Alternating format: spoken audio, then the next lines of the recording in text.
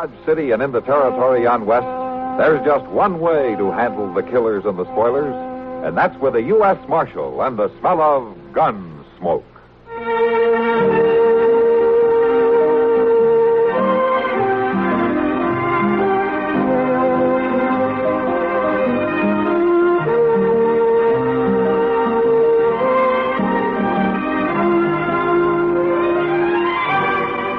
Gunsmoke, starring William Conrad, the story of the violence that moved west with young America, and the story of a man who moved with it. I'm that man, Matt Dillon, United States Marshal. The first man they look for and the last they want to meet. It's a chancy job, and it makes a man watchful and a little lonely.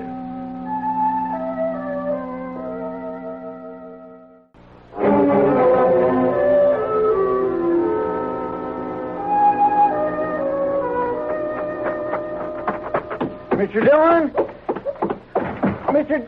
Mr. Dillon. Take it easy, Chester. But there's been a train robbery, Mr. Dillon, about 5 miles east. They held up the baggage clerk and got away with $50,000 in double eagles. Well, when did you hear about it? Just now, when number 7 pulled into the station. You got to get over there right away. And I guess they'll wait. Dodge City's the end of the line. Well, yes, sir, I know Anybody that. say how many were in on it? 3, according to the clerk, all wearing masks. They snuck aboard when the train stopped for water at Cottonwood tanks. Made them cut the rest of the train loose and go on with just the engine and the baggage car. Had horses waiting down the track somewhere. You ought to get over at the depot, Mr. Dillon. The baggage clerk shot pretty bad. Shot?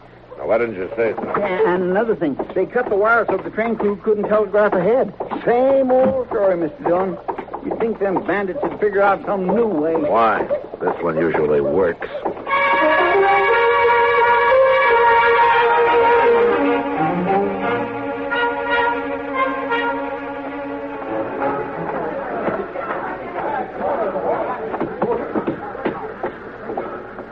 Confound it, I said to keep that mob out of this baggage car. They're out, Doc. Huh? Well, who are you? Oh, I didn't know it was you, Matt. How is he? He caught one through the lung. I wouldn't give you a plug nickel for that. Yeah. I want to find out where it happened. I can tell you exactly, Marshal. Oh? About 100 yards east of milepost 314. It's on the curve where the line swings in toward the river bottom. You one of the passengers? Oh, I'm a legal agent for the railroad and for the bank that owns that money. My name is Crocker, J.L. Crocker. And I want immediate action on this matter. I want that money back at once. And I want the guilty parties brought to justice. Are you getting all this, Chester? Yes, sir, I'm making mental notes. Well, now, Marshal, I don't believe you quite understand who I am. Sure, you're the legal something or other for somebody, and you're bothering me. Now, will you stand back? Doc, is there any chance of talking to him? Well, you can try. All right. Mister, can you hear me? Yeah. Did you recognize any of them? No. Wore masks. Only one said anything. Gave all the orders.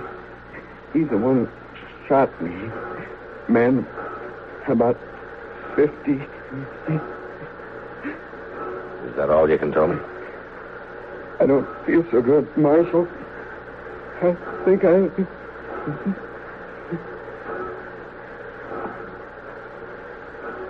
That's it, man. Yeah. Chester, Yes, sir. go get our horses saddled up. We'll ride out to milepost 314. With luck, we can get there before dark. Maybe pick up their trail some way. All right, sir. Well, now, Marshal, in my opinion, you ought to form a posse and go after these criminals. Mr. Crocker, I don't care about your opinions. I think I'll have a little talk with your superiors when I get back to civilization. Good. Find out what's happened to my checks. I haven't been paid for 2 months.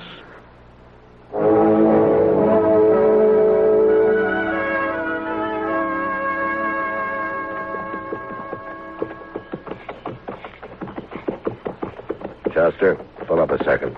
Yes, sir. Reckon they've heard us yet? And they don't show it. Both of them are still working around the campfire, paying no attention. Fixing supper, I guess. A man and a young boy. Must be homesteaders on the move. I've never heard of bandits hightailing it in a covered wagon. Besides, there's only 2 of them. 3 men held up the train. Yeah, I know. Now let's ride on down to the fire.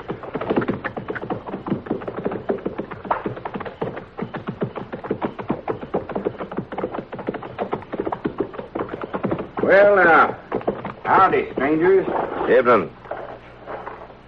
Climb down and sit. Have some supper ready here in a spell, such as this. Keep your eye on that coffee, Jerry. I'm watching it, Pa. You men pushing cattle? No, hunting killers. What? Had a train robbery this morning. Now, I'm a U.S. Marshal out of Dodge. My name's Dillon. Proud to know you, Marshal Dillon. I'm Dan Everly. This is my boy, Jerry. How are you, sir?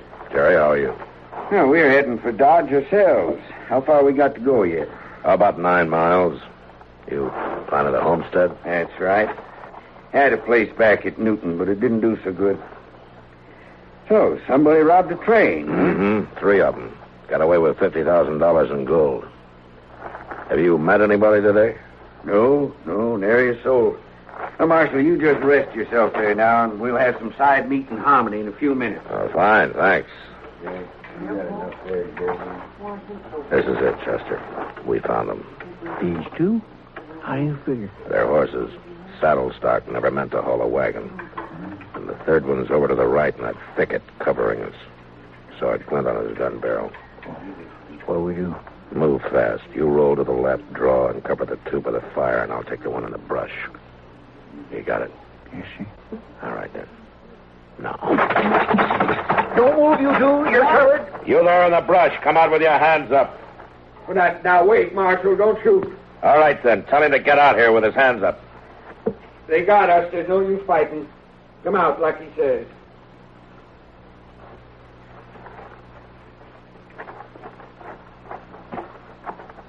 Why didn't you let me fight, Pa? I could have shot them both. Oh, fellas. It's a girl. So it is. My daughter, Janet, I told her to hide out there till we found out what she wanted. I wanted to keep her out of this. So you and your 2 kids were the bandits, huh? Now, you're quite a father, Mr. Everly. You leave him alone. Pa knew what he was doing. He had a right to that money. I see. How old are you, Janet? 18. It's any of your business. The young'uns ain't to blame, Marshal. I brought 'em up to do like I told 'em. They didn't know. Somebody ought to have known. Now, where's the money? Don't tell him. Be quiet, Janet. Marshal, we buried that money, and I reckon I'm not going to tell you where it is. It's ours, and we got a right to it. Yeah, you said that before. I had a homestead outside of Newton. My wife died there. The young'uns and me fought the prairie for 4 years. Crop failures, hard times. Then last fall, I finally got a good stand of wheat ripe for the harvest. You know what happened? Now, what happened? Sparks from a train set fire to the grain field, burned us out, lost everything. I wrote letters to the railroad office in St. Louis. They said I'd have to come back there and prove my claim. Now, they knew I couldn't do that. Well, did anybody ever tell you things were easy out here in the West, Mr. Everly? Chester, you and the boy hitch up that wagon and start loading it. All right, sir. Come on, son. What are you aiming to do with it? Take him to Dodge City. To jail.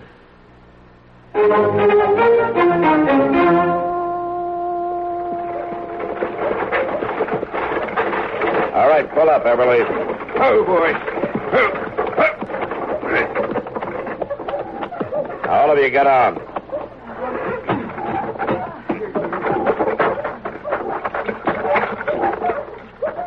I guess my reasons for robbing that train don't count for much, do they, Marshal? Judging's not part of my job, Everly. But not the young'uns. It wasn't their fault. You killed a man, Everly. What do you expect? Marshal, I didn't aim to kill him. He went for his gun as we was leaving, but I didn't aim to kill him. Well, Marshal, I see you brought in the culprits. Yeah, it looks that way, Mr. Crocker. Now, where's the money? I want to get it locked up in the bank right away.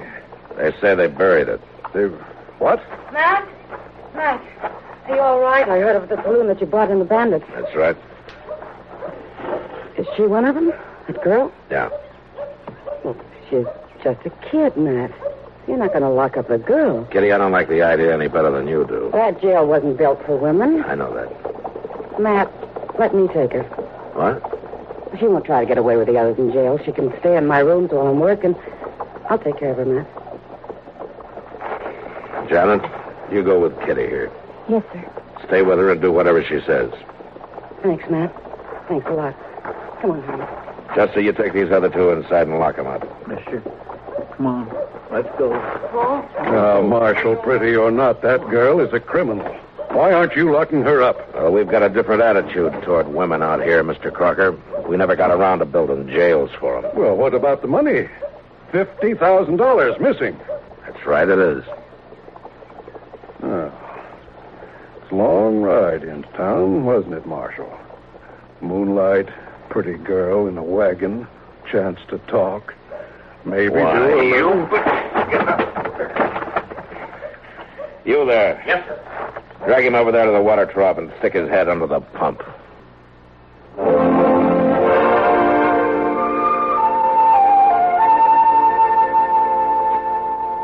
How are you and Kitty getting along, Janet? Oh, just fine. She's been wonderful. The noise downstairs bother you? Keep you awake at night? No, the only thing that keeps me awake is worrying about Pa and Jerry. What are you going to do with us? And I got no say about that. There's no proper court here. I'll probably get orders to send you up to Hayes City for trial. Oh, they won't understand. Maybe Pa was wrong. I guess he was, but he thought he was doing right. Sure, we all think that. He was doing it for us, for Jerry and me. And he didn't mean to kill that man, Marshal. Really, he didn't. Well,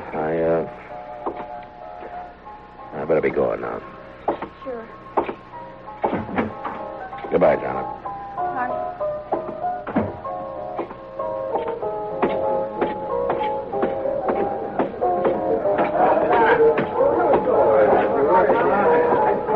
Well, Matt?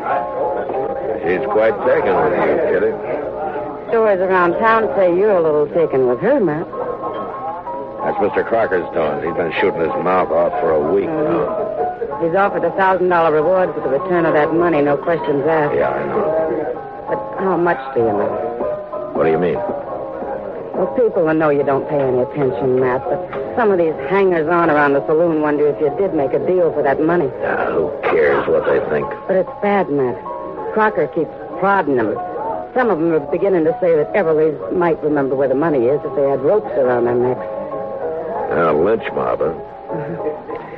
Yeah, they're going to have to move fast. I got orders about an hour ago to send the three up to Hayes City in the morning. Oh, Matt. Does she know about it? No. Just didn't have the heart to tell her.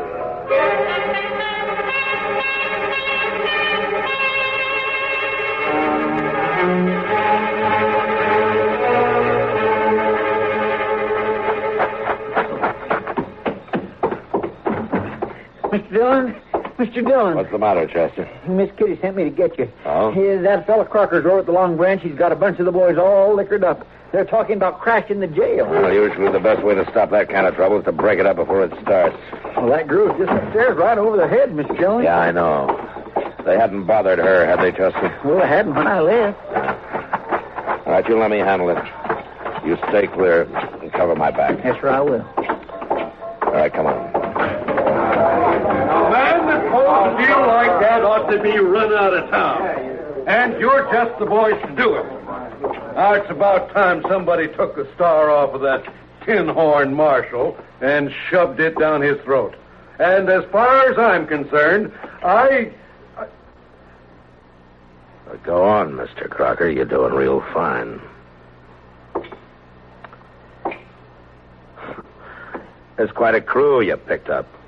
All the bums, barflies, swindlers, and bushwhackers in Dart City. Well, your friends don't seem to be as talkative as they were a couple of minutes ago, Mr. Crocker. Dillon, if I had you in St. Louis for 1 hour, you'd be in jail, not running. All right, boys, the party's over. Now move on. Now, you got no right to order those men around, Dillon. I don't hear any of them objecting. Matt, she's gone. What? Janet's not in the room. She's gone. Well, where would she go? I can tell you, Matt. You had a jailbait. That girl got her dad and brother out, and they just left town on their horses.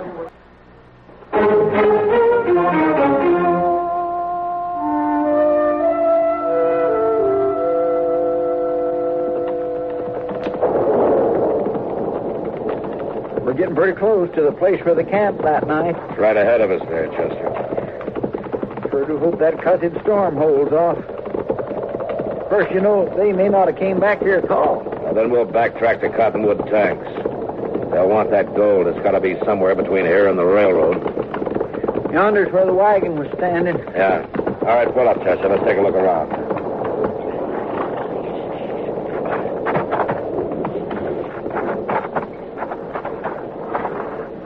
Mr. Dillon, look there. Huh?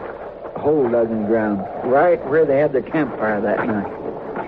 Yeah. Well, they buried the gold there, Chester, and built their fire right on top of it. Get out! It came from that thicket over there. I'm going to fire and roll away, maybe draw a shot. Now, you keep your eyes open. Sure, I will.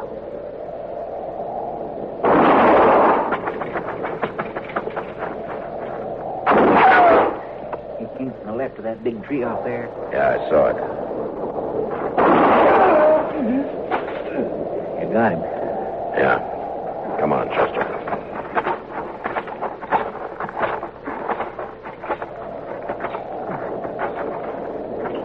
Everly.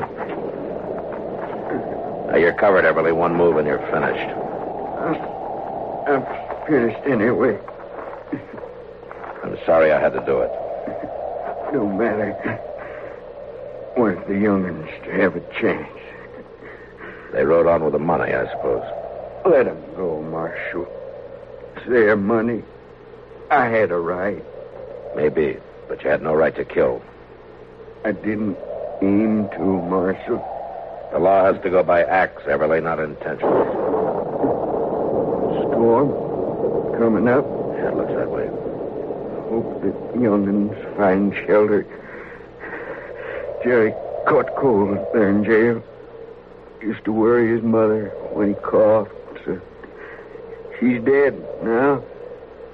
Died back there. Back. Yeah.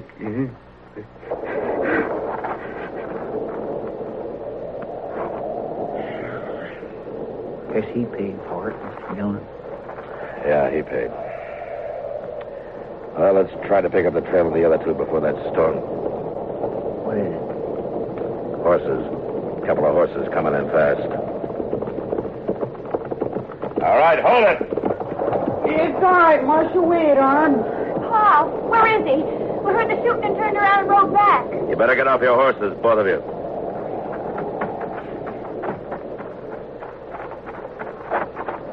Tell me, what happened to... I'm sorry, Janet. I knew when he made us right on ahead that we'd never see him again. Alive. You kids carrying the money? It's there in my saddlebags. Get it, will you, Chester? Yes, Mr. Dillon. He thought he was doing the right thing. He thought he was doing it for us. I know, but he was wrong. And now there's the two of you to decide about. Here's the money, Mr. Dillon. Chester, count out $1,000. Yes, sir. You know, technically, I guess I ought to take you back to Dodge. But I figure everybody's got certain rights. It's my job to try to keep all those rights sorted out and evened up. All I can do is call them the way I see them. Chester, give him the $1,000. There you are. But I don't understand. Crocker offered $1,000 and no questions asked for the return of his money. Well, you returned it. And there's the reward. Yes, but Now, if you ride north and keep bearing west, you'll eventually hit Wyoming. I hear it's fine country, plenty of range land, homesteads. The two of you ought to do all right. And Jerry, Yes, sir. you take care of her. Yes, sir, I will, Mr. Dillon. I understand what you're doing for us. And Now, go on, you two. Get out of here before I think it over and change my mind. Now, go on. Ride. Thank you, Marshal. Thanks. Go on. Goodbye, Mr. Dillon. And Go on. Get out of here. You better get a move on, Mr. Dillon. It's starting to rain. I hope they find shelter somewhere. Mr. Dillon, it's starting to rain, Mr. Dillon. We better get a move on.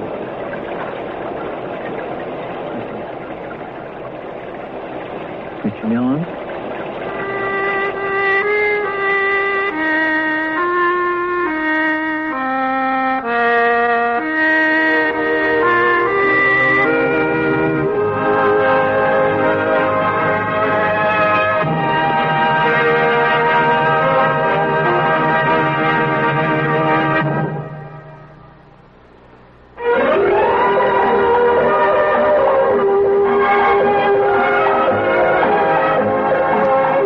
Gunsmoke. Produced and directed by Norman McDonald, stars William Conrad as Matt Dillon, U.S. Marshal.